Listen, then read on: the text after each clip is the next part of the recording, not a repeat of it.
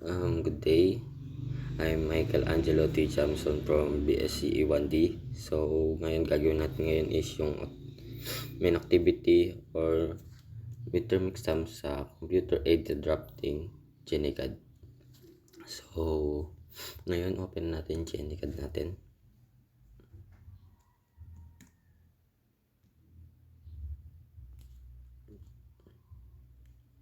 Yan. Tapos open natin yung yung DWG dito, kung nandito yung mga kung saan nandito yung mga previous natin, drawing natin. So ito yung una, first CAD drawing.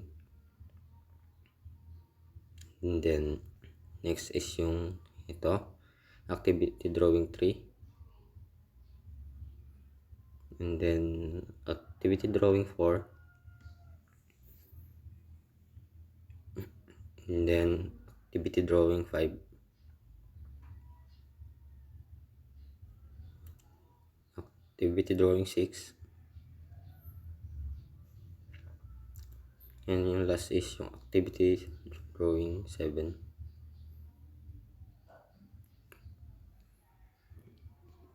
Yan, punta naman tayo sa mga plate natin, tapos check natin isa-isa. So ito yung plate 1 ko, first CAD drawing. Then plate 2,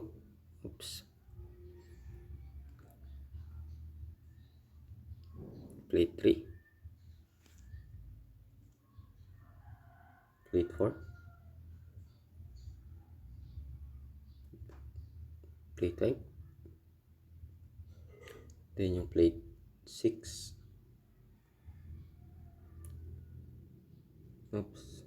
plate 7, then last yung plate 8. So ngayon, i-check naman natin yung page setup nila sa bawat page. So punta tayo sa format, then punta tayo sa layouts. So click natin yung plate 1. Ito yung page setup nya. Paper width, paper height, yan, 8.5, 11. Margin top and bottom 0.43. Margin left and right is 0.24. Then sa plate 2, same lang.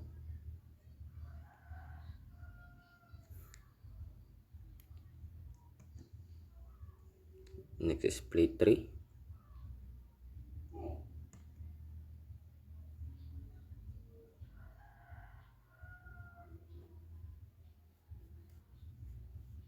Then plate 4.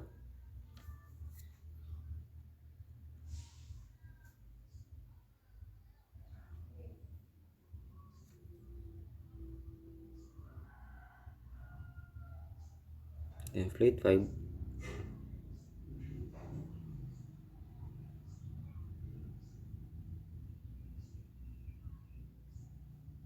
Next is plate 6.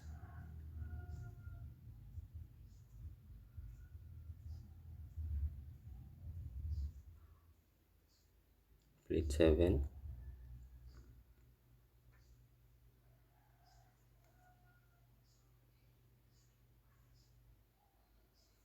And last is yung plate 8. Ayan yung page setup nila. So pare-pares lang sila, no? Then pwede na tayo bumalik sa model space para mag-start na tayo ng main activity natin para sa midterm exam natin. So check natin kung anong gagawin natin. So ito yung gagawin natin. So yung drawing scale pala is times 80. Yan. So gawa muna tayong guidelines. Set current muna natin yung guidelines natin. And then gawa tayo ng vertical and horizontal line. Gawin na lang natin itong 300. Gawin din natin 300 yung horizontal. And yan, i-move natin to sa gitna ng horizontal. Move. Namin natin midpoint. Yan. Then move natin dito sa kabila. Yan. After nun is magkikreate tayo ng another line, which is yung papunta right na yun yung 9 degrees.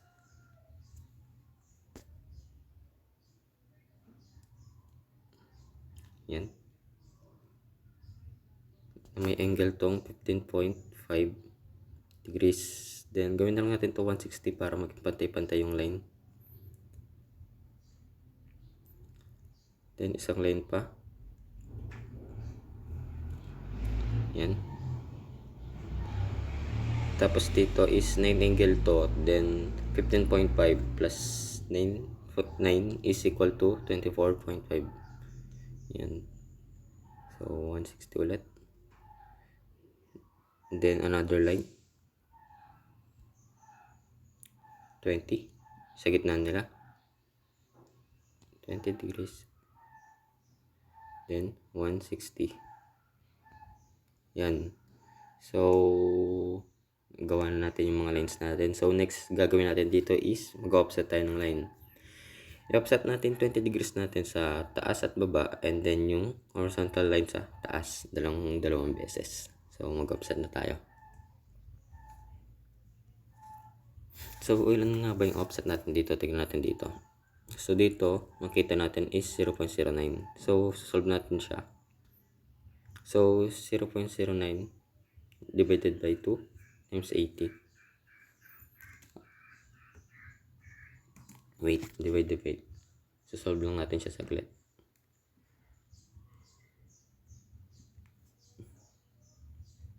Solve lang natin siya saglit, guys.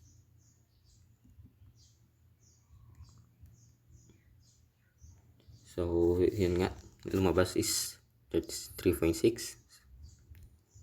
So, 3.6 yung offset natin dito. So, punta tayo sa offset. Yan. Ay, piliin pala natin yung first na yung offset natin. So, na-offset natin 20 degree line. Then, yung horizontal line naman, dalawa sa taas. Yan. So, yan, nagawa na natin yung mga lines natin. So, after nun, gagawa na tayo ng guidelines na circle. So, punta tayo sa circle. Center radius. Then, select natin yung mid. So, tignan natin kung anong value ng mga circle natin dito. So, ayun yung value ng circle natin. 1.67, 1.52, at 1.29. So, yan. Multiply natin lahat sila sa 80. So, yung 1.67 is times 80. Wait lang, solve natin. Ayan, 133.6. So, input natin dito is 133.6.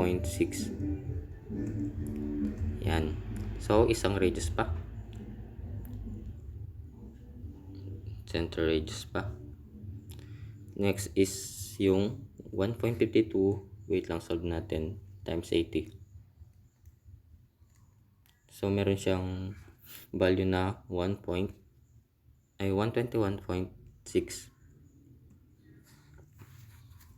Yan. Then, circle ulit. Center radius. Isa pa. Then, yung last is 1.29. So, 1.29. Wait lang, solve natin. Times 80. 1.29 times 80 is equal to 103.02. Yan. So, yan. Tapos na tayo sa guidelines natin. Ay, line weight muna natin siya sa view para maging circle siya.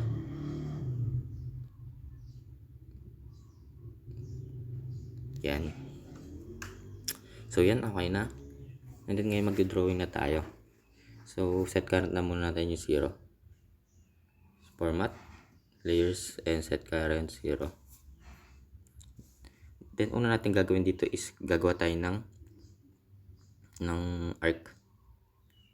Sa start, center, end, yung una natin gagamitin.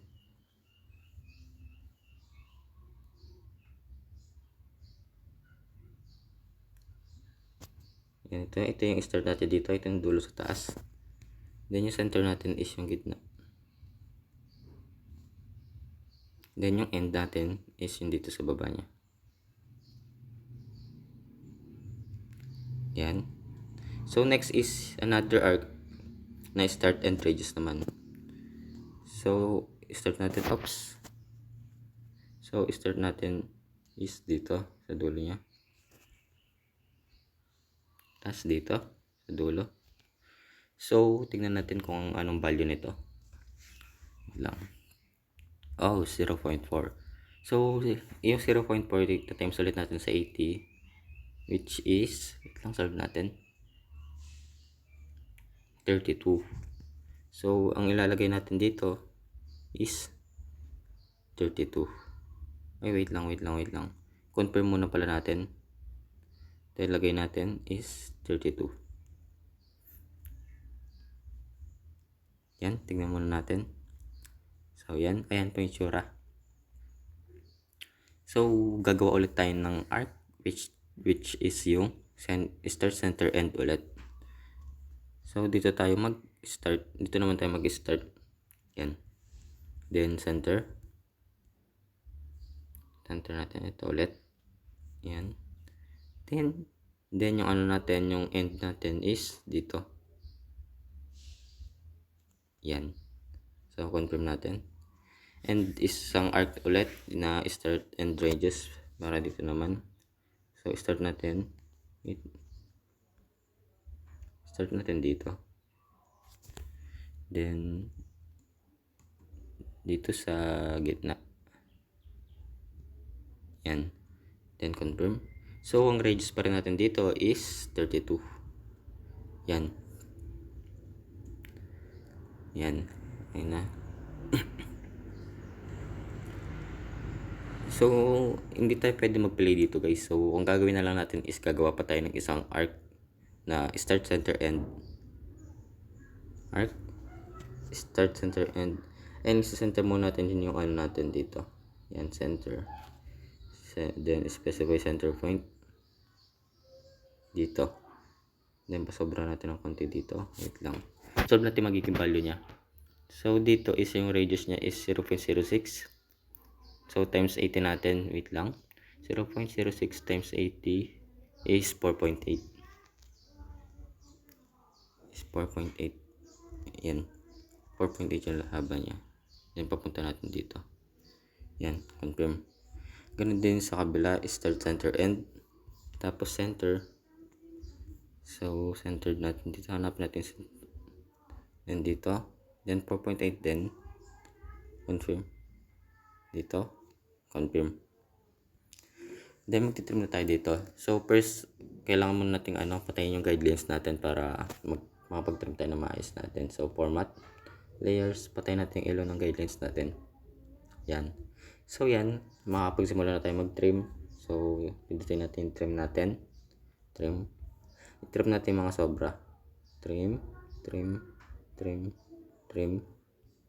Then trim, trim, trim, trim. So after natin mag-trim dito is magmi-mirror na tayo. So i-mirror natin to. Yan. So select mirror. Oops, mali. Select mirror. Then specify base point, ito yung magkabilang dulo natin, no. Yan. Then confirm. Ayan. Mirror na siya. Then yung next ulit is i-mirror natin siya ulit. Ito. Mirror. Then specify base point. Yan. Then confirm. Yan. Gawa na natin yung ano natin. So gagawin natin dito is babalik natin ulit yung guidelines natin. So on natin guidelines natin. After nyan, i-select natin to. Kasi mag-aari na tayo. So select natin na. So magro-rotate tayo dito. So specify base point natin is yung mid. Then confirm. Then array. So ilan yung array natin dito is 18. And dito is since 18 siya, tapos yung siya, bilog siya, then 360 divide 80 is equal to 20 degrees. So yan. So yan, ayan yung drawing natin. Narinig natin siya. Excuse. So magdi-delete tayo ng guidelines dito na hindi nakakailangan. So delete natin ito, pati ito, at ito. Delete na natin. So yan, okay na yung drawing natin. So ngayon naman is mag-add tayo ng circle. Add na natin mga circle. So set current na natin yung ano natin.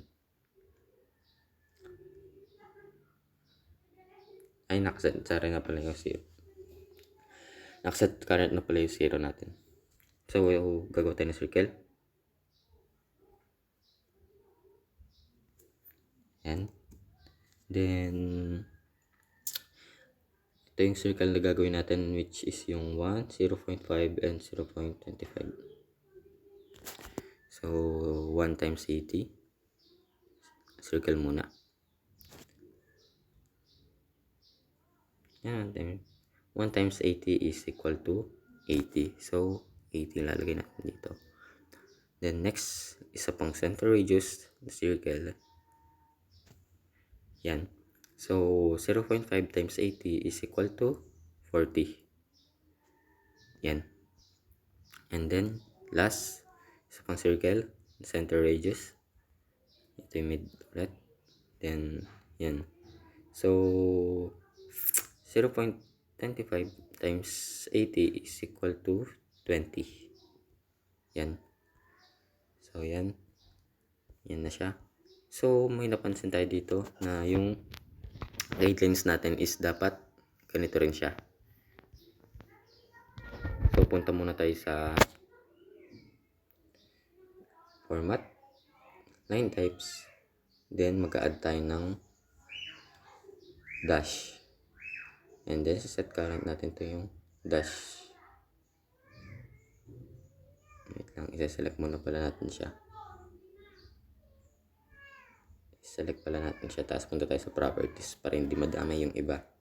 So line type nito is gagawin nating dash. Ayan. Okay na siya. So dito, okay na yung drawing natin. Ay, no, hindi pa. So kukunin natin itong kukunin natin itong rectangle dito. So gagawa tayo ng rectangle. So punta tayo sa yan. Pili natin yung rectangle. Then kahit saan magpindot tayo dyan. Okay lang. So confirm natin yan. Wait lang, tignan natin yung value ng gagawin natin rectangle.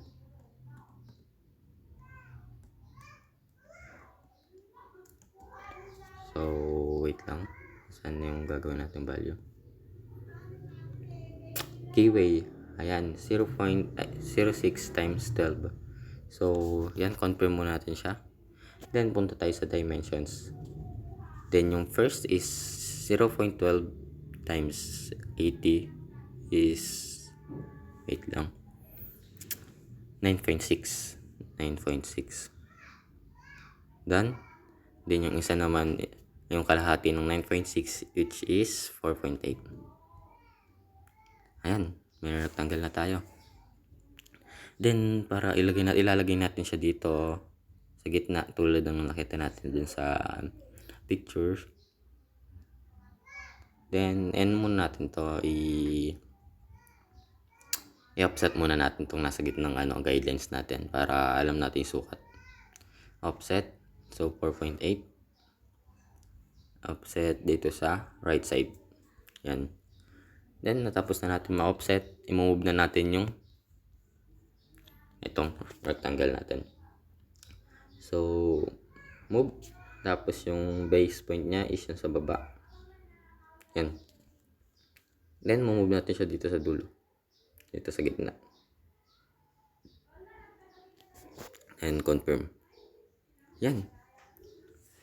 Okay na. Then, para makapag-trim tayo, i-delete na natin itong guidelines.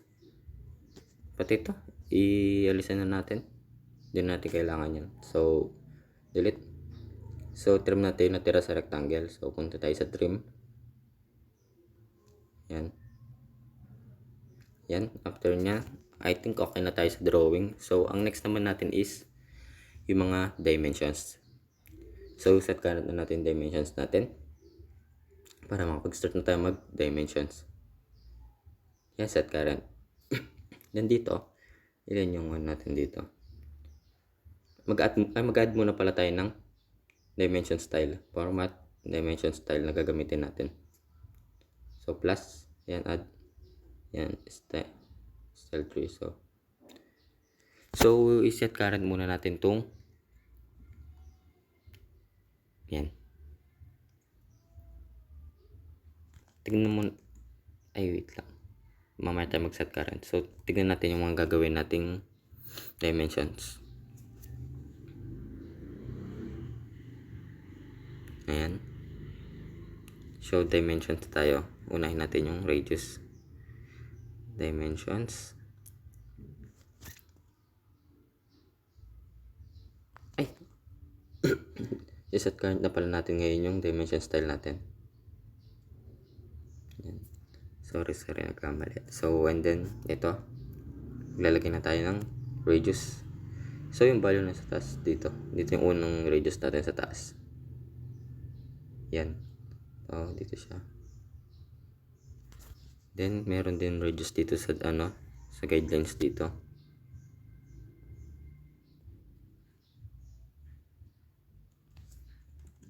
Yan. So, ito, alam ko to, angular to itong 9 degrees natin. So, yan, punta tayo sa angular. Select arc. Yan yung first. And then yung second line natin is yung sa baba niya. Yan. So, i-move lang natin siya dito. Yan. Then, dito naman is, alam ko na linear to. Linear to. Then, i-select natin yung yan yung dulo-dulo niya. Yan. Oops, nakapasok. So, i-move lang natin siya dito sa gilid ng onte para ilabas. Yan. Then, next na gagawin natin is, saan to? Yan. Din naman. So, ano pa? Isang radius pa. Okay. Then, select natin to. Yan. Yan. Tapos yung radius na 1.29. Saan ulit banda yan? Yan dito. 0.29. Yan. Then another radius dito sa circle. Yung pinakamalit unahin natin. Dito na lang siya. Then another radius is itong pangalawang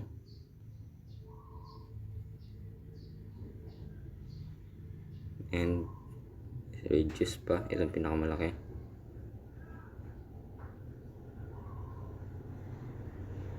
Then meron pa ata dito na 0.06 kung tatandaan ko. Ayan. 0.06. Dito siya sa loob ba.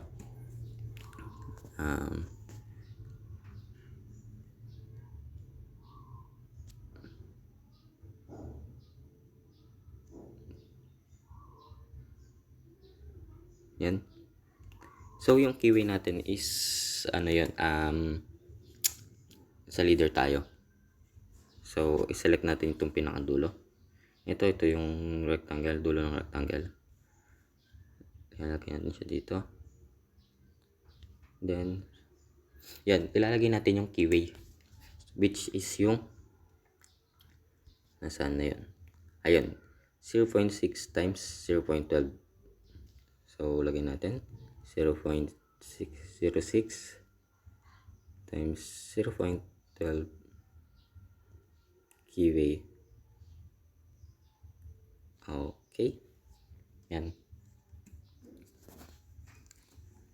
So, I think okay na yung mga radius natin. So, punta na tayo sa dimension style natin. para i-modify na natin yan at ayusin.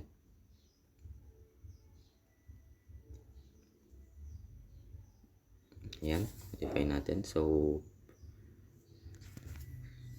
nasa style tree tayo. Ayusin natin yung style tree natin ngayon. Hanapin natin yung mga ayusin natin. Wait lang.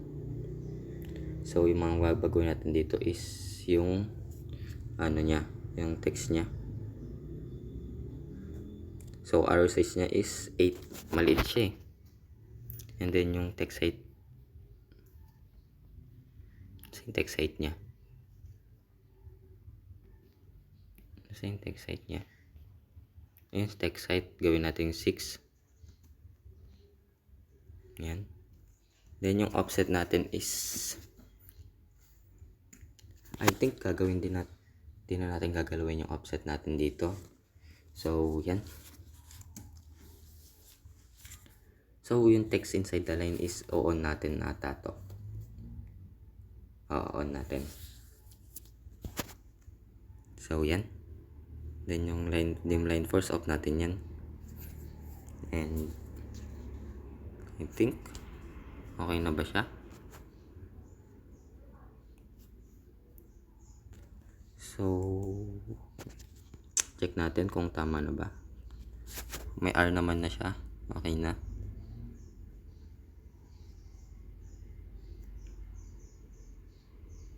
Dito nilalagay yung R. Yan. Para alam nyo. Then yung dimension linear scale natin. Okay na ata siya.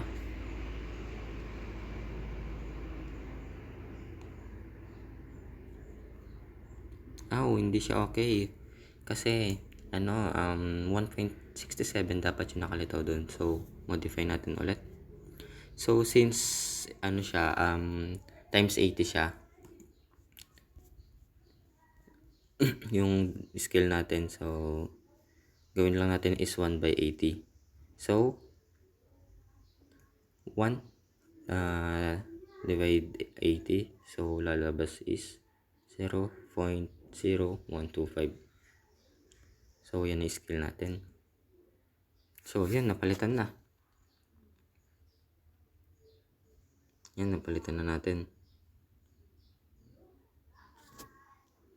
Okay na tayo sa mga radius natin. Ay, ito na lang keyway. Masyado siya maliit.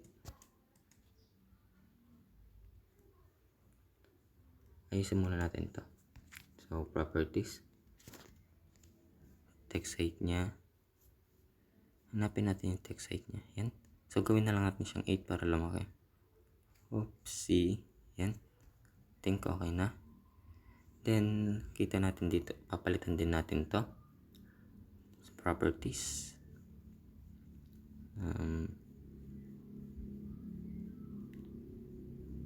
Hanapin lang natin. Text vertical position. Centered. Yan. Okay. Nice na siya. So dito naman is ito is 0.09. Ayusin natin siya dito.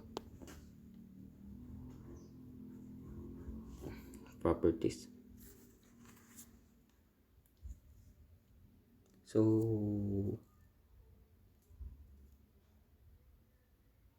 dito ang papalitan natin is yung arrow size ng baka na lang yung gagawin natin dito sa arrow size nya, mga 3. So pwede na siguro yung 3 sa 0.09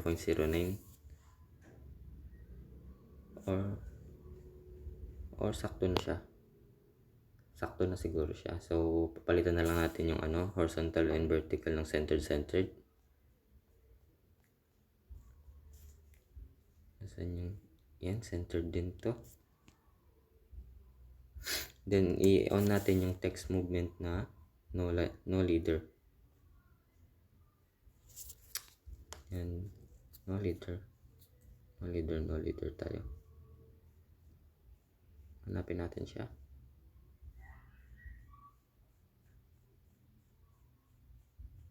Yan, tingnan natin, hanapin natin. So yan, hindi natin mahanap. Baba tayo.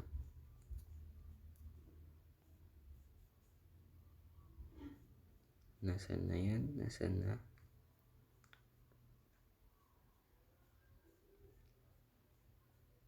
Ito. So, gagawin natin siyang move text, no leader. And then, text inside is i-on natin yun. Yan. So, I think okay na siya. Yan. So, may mali tayo sa 0.09. Dapat alisin pala natin yung R niya. So, alisin natin yung R.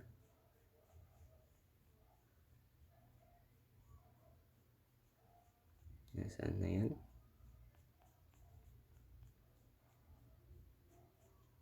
Text override. So, magiging ano na lang siya. Okay, yun lang natin nakita natin kanina. So, yan.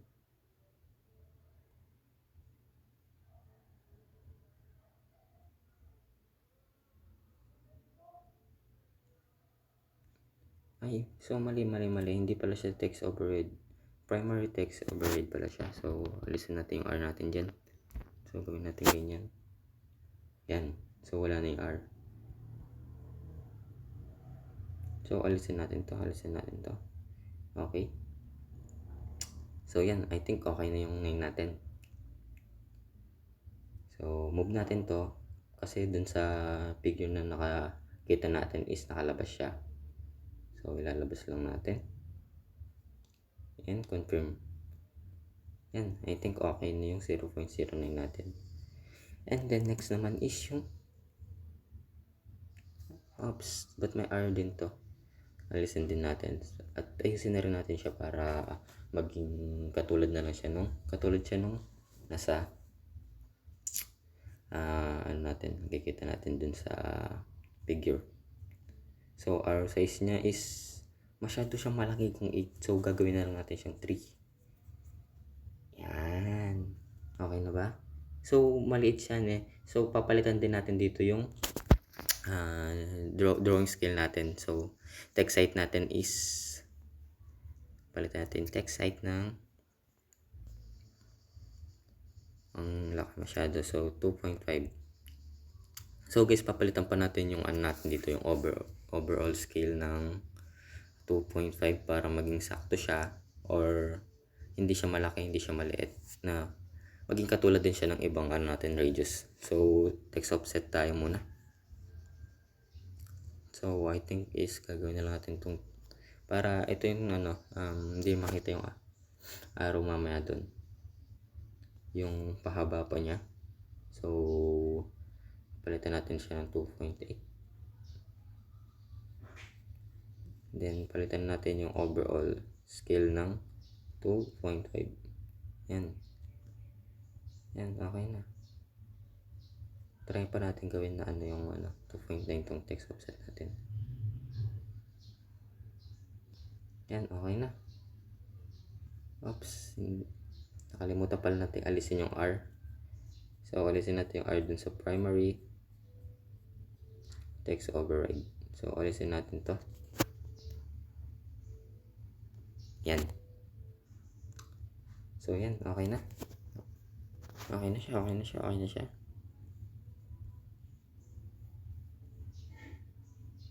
Tignan natin. Okay.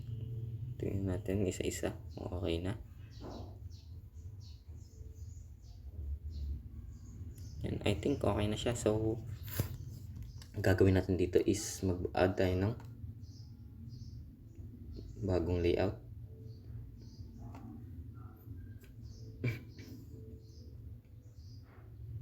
Nakapatay na ba yung line weight natin kanina? Okay, patay na. So, gagawin natin dito is mag-add tayo ng bagong layout. So, format, then sa layouts, then add. So, ang pangalan nito is plate number 9. Palitan natin yung name niya ng plate number 9. So, okay. Then, i-modify na rin natin siya para maging katulad siya ng iba. So, modify. Oops, gawin natin siyang inches muna para maging katulad siya nung plate 1 to 8. So, 8.5, then 11. Ayan. So, I think naka-set current tayo sa ano natin, set current muna natin siya sa 0 sandali.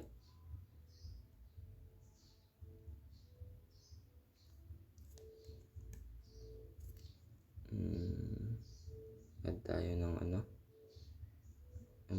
block. Yan.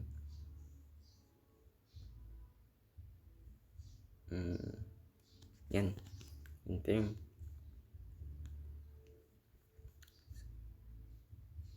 Yan. Alisin na lang natin to para yan. Yan. And then, edit muna natin yung title. So, punta tayo sa text.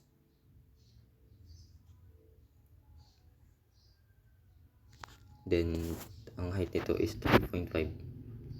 Okay. Check. And then, ang title nito is tingnan natin dito yung title niya. So, ayun. Main activity. So, palitan natin siya ng main activity. So, yan. Oops, hindi siya nakagitna. So, gagawin na natin is i-move na lang natin siya. Gitna natin.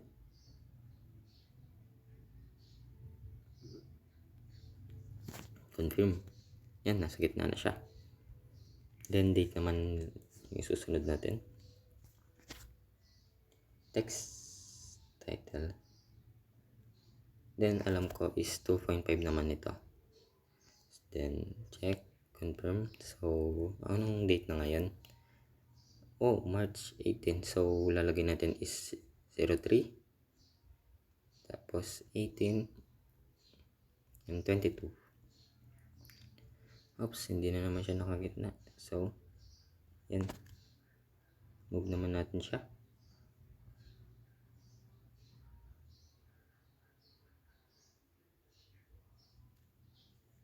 Yan, I think okay na siya. Then, ano na lang natin to, i-clone na lang natin.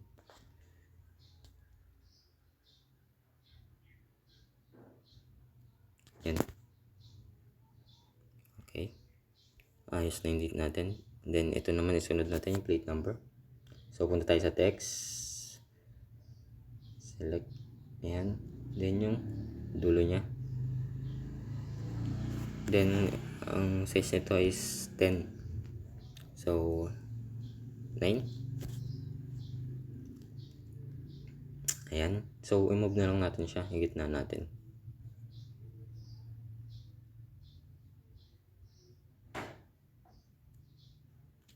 Ayan. I think okay na siya. So, iset current na natin siya sa backline. So, open muna natin to para makita natin yung gitna niya. So, gagawa tayo ng viewports. So, yung nakalagay dun sa gagawin natin is 2 vertical. So, select natin 2 vertical. Then, select natin tong corner niya. Yan. And then, dito. Yan. So, dito sa left is ang nakalagay ay yung plate 7 daw. So, ito yung plate 7. So, hanapin natin siya dito. Yan, double tap lang natin siya para ma-edit natin siya. So, ayan yung plate 7 natin. Move lang natin. Isa lang natin. So, yeah. I think nasa gitna na siya. Then, ito naman sa kabila. Double tap natin.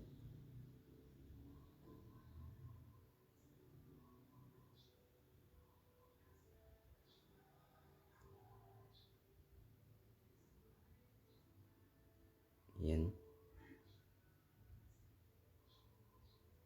I think nakagitna na siya.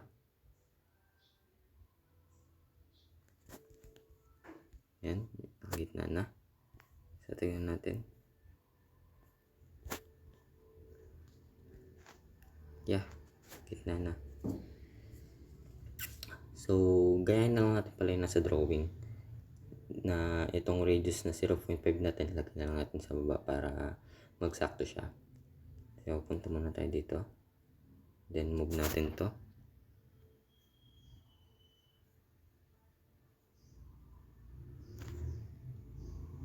Oops, mali. Ang imamove pala natin is yung nasa loob. Yan.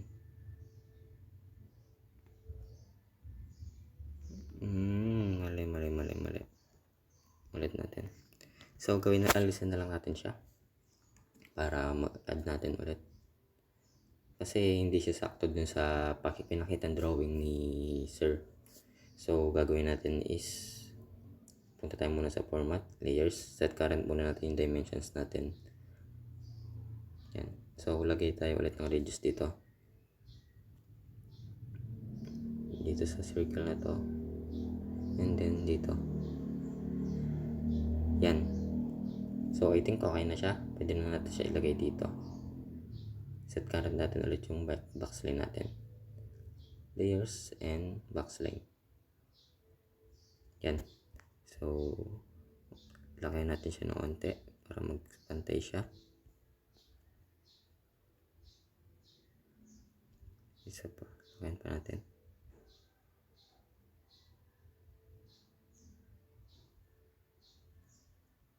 Yeah, I think okay na siya. So, ang gagawin natin dito is alisin natin yung guhit sa gitna. So, punta tayo sa format, layers, then patayin natin tong ilaw. So, yan. I think okay na siya. Save na natin siya. Share. Save as DWG.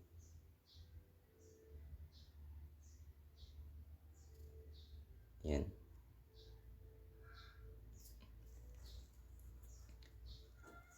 Yan, okay na yung activity natin. Again, I'm Michael Angelo T. Chamson from BSc E1D. Ito yung main activity ko sa Computer Aided Drafting GNA CAD. Thank you.